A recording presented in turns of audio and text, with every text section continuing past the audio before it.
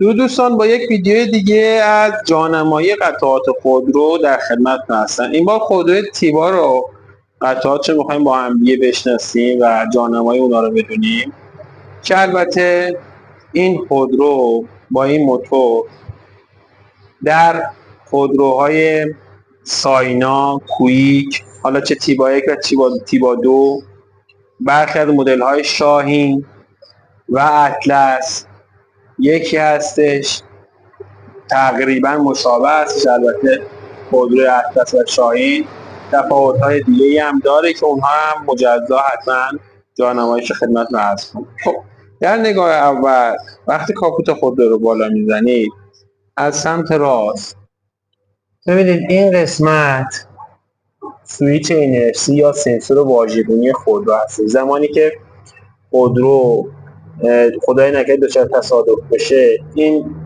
سویچ، این کلید باعث میشه که برق قطعات مثل پمپ بنزین قطع بشه و خودرو دچار آتش سوزی نشه.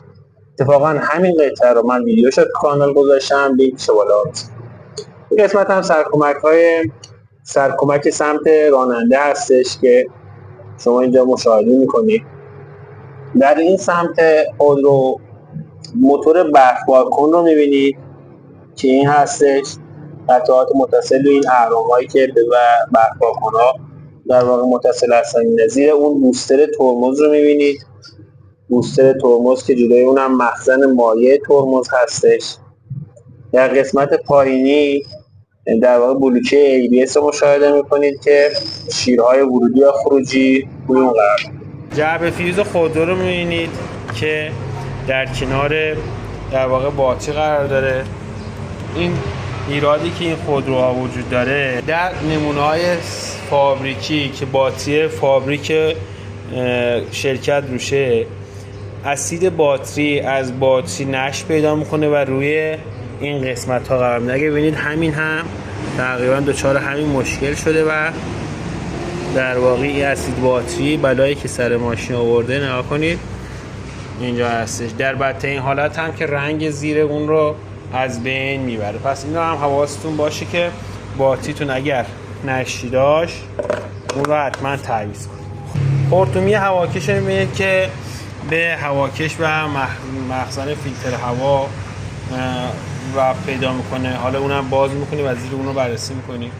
موتور خودرو هم که درب روغن ریز و قطعه سایکلون اون که در واقع سوپاپ بخار روغن هم محسوب میشه. این قطعه در صورت خرابی باعث میشه روغن موتور کم بشه. اینو دقت کنید که بعضی از در اکثر اوقات در خودروهای با این موتور M15 در واقع بسیاری از موارد پیش میاد که روغن کم کردن به خاطر این سایکلون هست و باید تعویض بشه. در کنار اون کویل خودرو رو می‌بینید، کویل 1 و 4 2 و 3 که وایرها به اون متصل هستند و روی شمع‌ها قرار میگیرن. وایر درب روغن ریز هم اینجا قرار داره. مانیفولد گرم یا اگزوز اینجا مشاهده میکنید. در این قسمت فشنگی آب خودرو رو میبینید. در برخی خودروها که در واقع موتور یورو 2 روی اونا گذاشتن، میدونید که تیبا بعضی از موتورها یورو 2 هستش، بعضی یورو 4 هست. در موتورهای یورو 2 اگه دقت کنید یک فشنگی دیگه هم اینجا قرار داره، تک پایه هستش که برای پشت آمپر. درباره فشنگی آب هم من به صورت کامل توضیح دادم و ویدیوشو در کانال گذاشتم، لینکش این بالا میذارم. جنت بالای رادیات هستش که به ترموستات میخوره. این هم در واقع درب ترموستات این خودرو هستش. این خودرو دچار روغن ریزی هستش از ناحیه درب سوپاپ این کثیفی و جلد و چربی ناشی از همین روغن ریزی از درب سوپاپ هستش. خب در این قسمت پمپ هیدرولیک رو اینجا مشاهده میکنید که شلنگ های هیدرولیک به اون متصل هستش.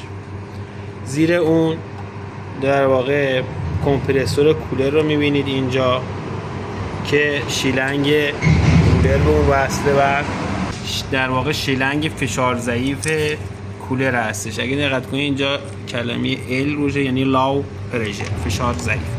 در این شیلنگ باریکتر، این لوله باریکتر هم که در واقع لوله فشار قوی کولر هستش که اینجا قرار داره.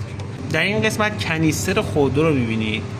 این کنیستر به قولی وظیفه در واقع تجمیع و جذب بخارات بنزین رو به عهده داره که در صورت نیاز دوباره در سیستم گردش پیدا می‌کنه. مخزن مایع هیدرولیک که اینجا می‌بینید که همیشه باید اون رو چک کنید، دربشو باز می‌کنید و از اون نشانگرهایی روش هست نگاه می‌کنید ببینید روغن هیدرولیک شما فول باشه یا سمت کمک فنر سمت شاگرد همین قسمت هستش و دست موتور خودرو مخزن انبساط خودرو اینجا قرار داره و در واقع مایع خنک کننده خودرو رو اینجا باید شارژ کنید در صورتی که کم بشه و البته دلیل اون رو باید پیدا کنید. اینو خدمت عرض کردم.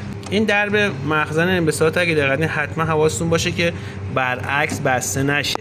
به همین صورتی که میبینید چون ورودی و خروجی اون فرق داره و اون سوپاپ پرده دیافراگمی که روی اون داره رو تحت تاثیر قرار میده.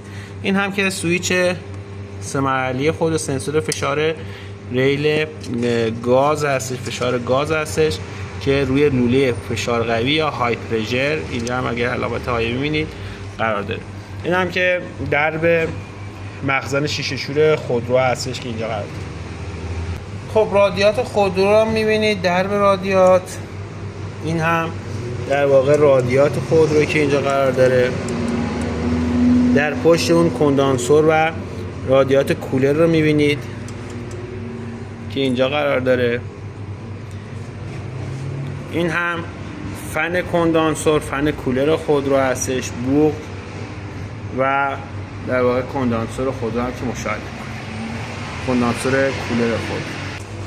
اجازه بدید هواکش رو باز کنیم و بقیه قطعات رو خدمتتون نشون بدم. من البته اینو شل کردم و به راحتی میتونیم بازش کنیم. خب در زیر هواکش قطعاتی که مشاهده میکنید ببینید اولا سوزن‌های انژکتور رو اینجا میبینید. سوزن‌های انژکتوری که اینجا قرار داره، سوکت روی اونها قرار گرفته. این سوزن‌های انژکتور، ریل سوخت رو میبینید، ریل سوختی که اینجا قرار داره. منیفولد سرد خود رو این هستش. خب وقتی کنیستر رو بالا میاریم این قسمت اگه دقت کنید سنسور مپ این خودرو رو میبینید، سنسور فشار و هوای منیفولد که در واقع من راجع اون هم ویدیویی تهیه کردم و در کانال گذاشتم. در این سمت منیفولد هوا دریچه گاز خودرو رو میبینید. ببینید دریچه گاز از نوع سیم گاز. استوپر خودرو رو میبینید اینجا قرار داره و سنسور دریچه گاز که میبینید اینجا قرار داره. این سنسور دریچه گاز. در زیر اون دسته سیم ها رو مشاهده میکنید، دسته سیم های انژکتور و در واقع سوخت خودرو. این قسمتی که مشاهده میکنید مجموعه استارت خودرو رو میبینید که در زیر اون هم گیربکس قرار داره. نکته که میخوام خدمتتون بگم بعضی مواقع میبینید سوئیچ رو شما میچرخونید استارت نمیخوره، صدای تیک تیکی میاد و استارت نمیخوره. این سوکت ممکنه در اومده باشه. خب این سوکت و اون رو باید جا بذارید. من در ویدیوی دلایل روشن نشدن خودرو توضیح دادم که یکی از دلایل اون همین هستش که لینکش این بالا میذارم.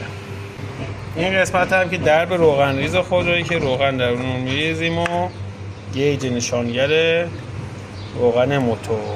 امیدوارم که این ویدیو براتون مفید بوده باشه. موفق و مؤید و پیروز باشید.